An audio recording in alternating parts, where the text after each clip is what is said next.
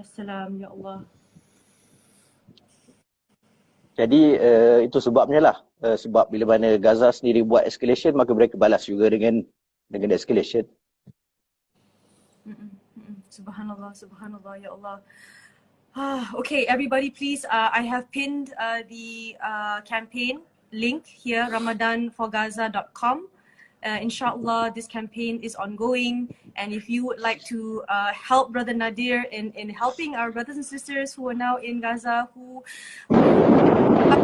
Raya like us, Ya Allah, please, please, please, please share this link. We need to do what we can, okay, to help our ummah, to help our brothers and sisters, inshallah.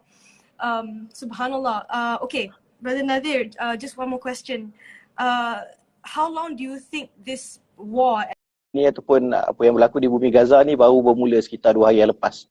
Jadi kita punya projek untuk bantuan baju raya untuk budak-budak, 2,000 orang kita bagi budak-budak baju raya.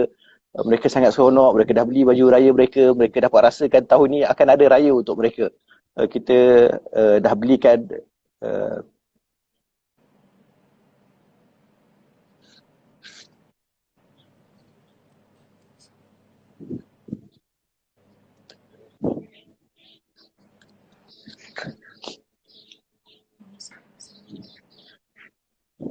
Ya Allah.